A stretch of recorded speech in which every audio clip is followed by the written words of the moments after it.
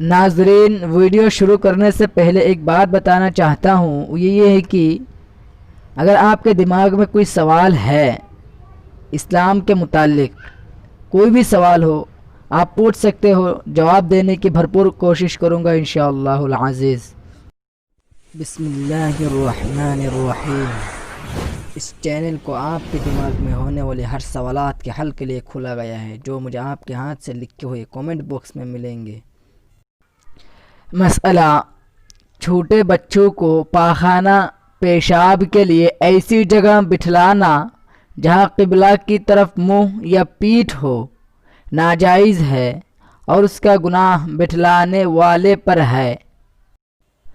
بیت الخلاء شیاطین کے اڈے ہے۔ حضرت صلی اللہ علیہ وسلم نے فرمایا، دیکھو ان پاخانوں میں جنات اور شیطان وغیرہ آتے رہتے ہیں۔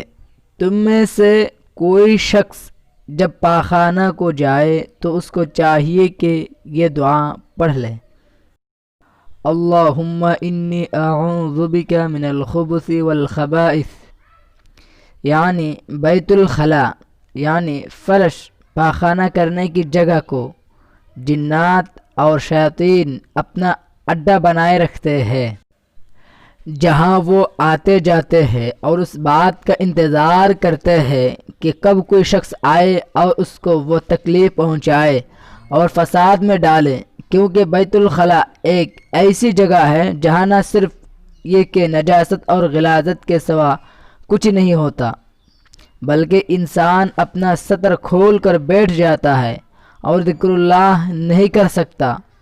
اس لیے جنات اور شیاطین سے محفوظ رہنے کے لیے بیت الخلاء میں داخل ہوتے وقت حدیث میں مذکورہ دعا پڑھ لینی چاہیے۔ حضرت عائشہ صدیقہ رضی اللہ تعالی عنہا بیان فرماتی ہیں کہ جب رسول اللہ صلی اللہ علیہ وسلم پاخانہ سے فارغ ہو کر باہر آتے تھے تو فرماتے تھے: اللہم غفرانک، یعنی یا اللہ میں تیری بخشش اور معافی چاہتا ہوں۔ تشریح: اس وقت بخشش اور معافی چاہنے کی دو وجہ علماء نے لکھی ہے۔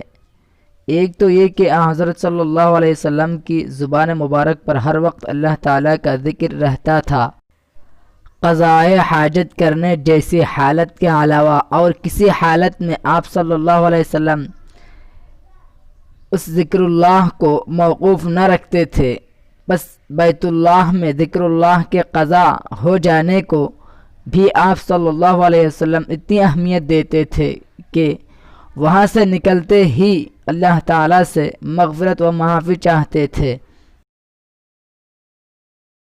اور دوسری وجہ یہ ہے کہ انسان کا پاخانہ سے فراغت پانا اللہ تعالیٰ کا بڑا انعام ہوتا ہے۔ آدمی جو کچھ بھی کھاتا ہے اور اپنے پیٹ میں اتارتا ہے وہ ہضم ہو جائے اور پھر خون وغیرہ کی صورت میں اس کا جوہر تو جسمانی قوت و طاقت کا باعث بن جائے اور فضلہ آسانی کے ساتھ باہر نکل آئے۔ اگر کوئی خیال اور غور کرے تو یہ اتنی بڑی نعمت الہی ہے کہ اس کا شکر ادا نہیں ہو سکتا۔ بس آپ صلی اللہ علیہ وسلم بیت الخلاء سے نکلتے ہی اللہ تعالیٰ سے مغفرت و معافی چاہتے تھے۔